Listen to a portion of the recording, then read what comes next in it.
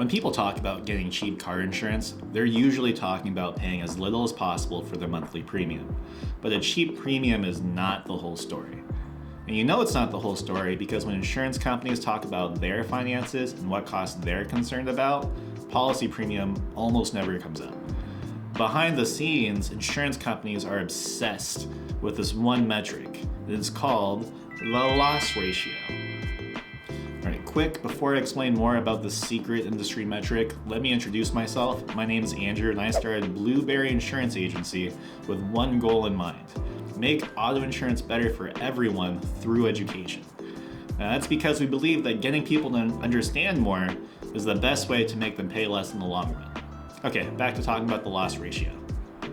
The loss ratio is really simple. How much did the insurer pay out in claims, and of how much did it collect in premiums from policyholders across all of its policies?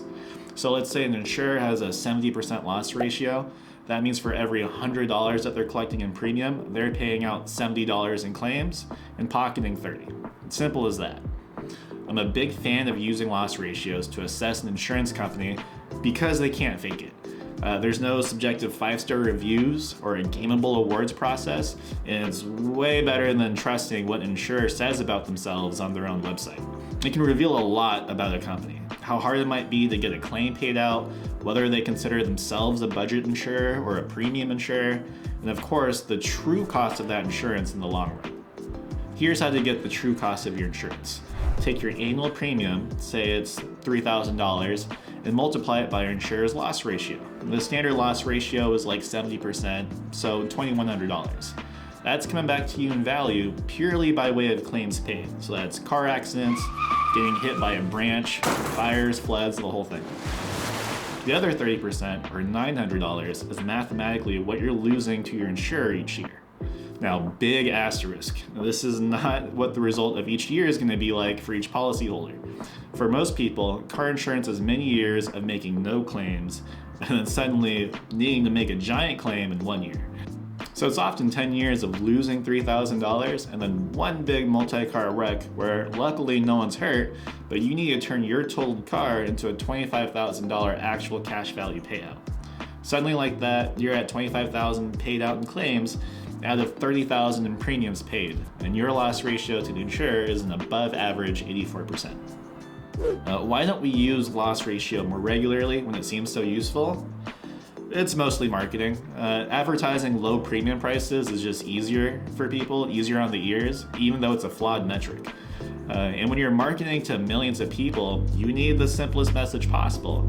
It's really not even that people or the public are dumb, it's just that it's easy to get a calculated metric like this confused, especially in a 30-second commercial or like a split-second banner ad. Take, for example, these two marketing messages.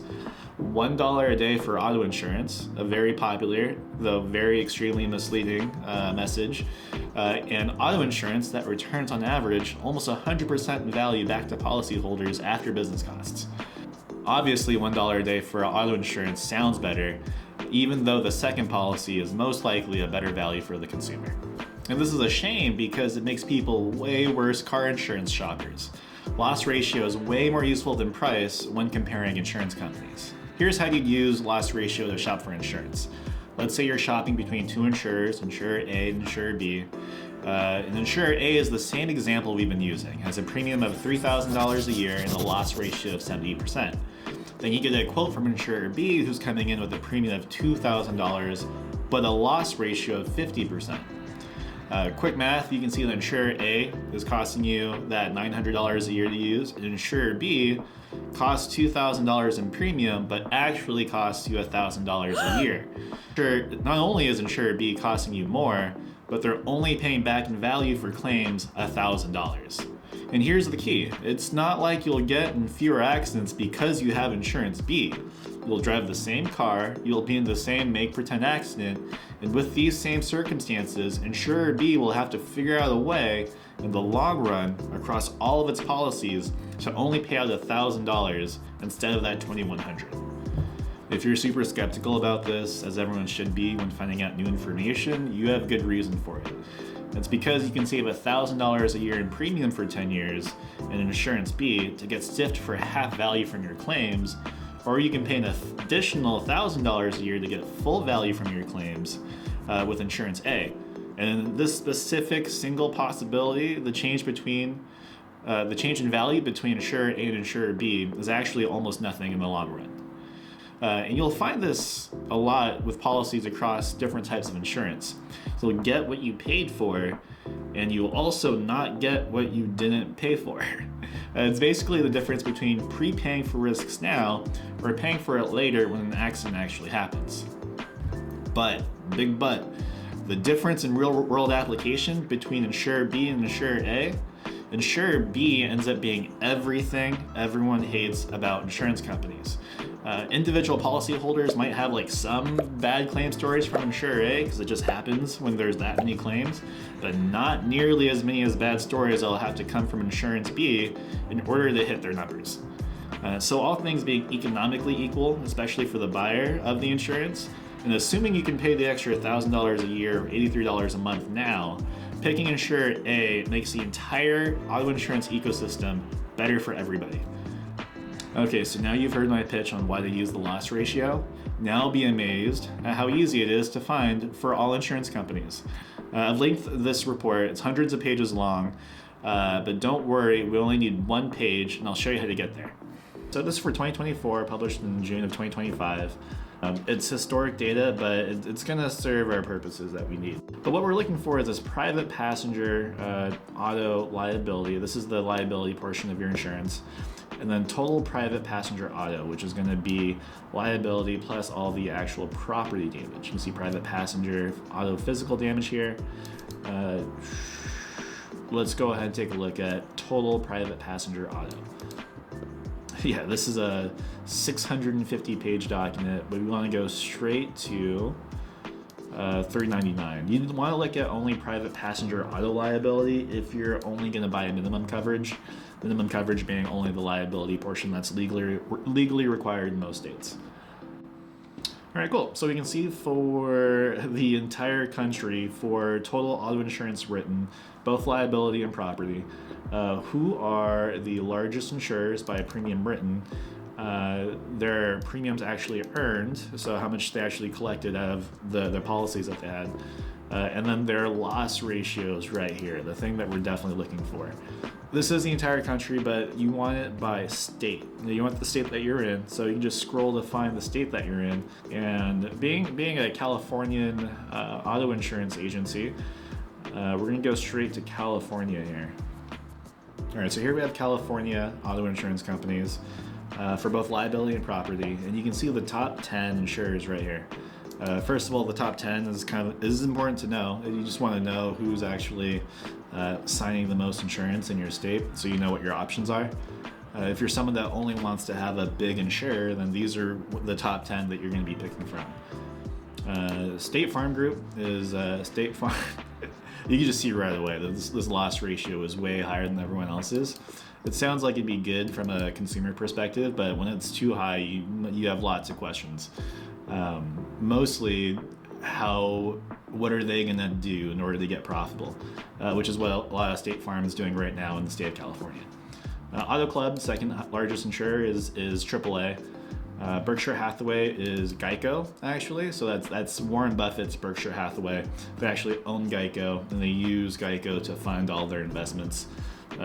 Little inside knowledge if you didn't know that one. Allstate Insurance, that's Allstate. CSAA, AAA up here is Southern California AAA. CSAA is Northern California AAA. Farmers Insurance Group, they have the Torrey Pines Farmers Open. Progressive, Mercury General, USAA for service members, and Kemper Corp Group. And you can see, even within the top 10, drastically different loss ratios. Obviously, the close to 100% for State Farm, they're having a really bad time. And they don't have a healthy loss ratio. I think it's really important to point that out. I don't think they're signing a lot of policies right now because of this reason. All right, now you got AAA with 75%, Geico with 70%, Allstate 70%, Northern California AAA at 70%. Farmers at 60%. This is a little weird. And then Progressive at 70%. So as an industry, you really want to take all the 70% loss ratio people and consider that they'll pay out at about the same. AAA is known for being great to its policyholders. I'm not terribly surprised that they're at 75%. And then, yeah, you got Mercury and Kemper that are at 60%. Farmers Insurance as well. You really got to be wondering what they're doing to keep their loss ratios so low. Yeah, I think different states have different. Yeah, look at these. Colorado's got super low loss ratios across the board. Insurance companies really don't like signing California for this reason. Everything's really expensive. But you can see in a state like Colorado, State Farm still really high loss ratios. I'm starting to think it's most likely because they have really low premiums, and then pretty low loss ratios across the board in Colorado. So you just got to take a look behind the veil of what car insurance companies really do with the premiums that you pay them. But I bet the first question you have is, why are they keeping so much of it? 30% of the premium, 50% of the premium as profit? That's just way too much, right? Well, that is just their gross profit, and all their business operating expenses are taken out of that money. So that's marketing costs, which includes agents like me, customer service, actuaries, lawyers, lots of lawyers, and underwriters. Of course, there's a very expensive layer of C-suite on top of all of that, the fancy corporate buildings that no one wants to work in anymore. Their underwriting profit, which is how much premium is left over after the loss ratio, and after business expenses, is usually just a couple percentage points. And sometimes it's negative. Margins are typically razor thin because competition in an industry where people are forced to buy something is super high. This does beg another question though, which is if we can technically satisfy the cost of the risk associated with driving with only 60 to 70% of the money that we're paying right now to insurers, does that make that extra 30 to 40%, nearly doubling our costs, a scam? Does insurance need to be this way? The answer to that is pretty complicated and nuanced. It's not a simple yes or no, and I'll explain how we got here in future videos on the channel. If you learned something today about car insurance and found this interesting, please like and subscribe. Honestly, if you made it this far without skip watching or 2x speed watching, you probably did plenty for us on the YouTube algorithm already. But if you support our idea that insurance gets better the more everyone knows about it, then take our free quiz. There's a link to it down below. You'll see if you're getting the right coverage for your specific situation. And if you want to support financially and live in the state of California, there's an option to get quotes with us, and we'll see if we can get you a better policy than what you currently have. We'll get a commission if you switch over, and it'll be a good win-win situation. Thanks for watching, and see you next time.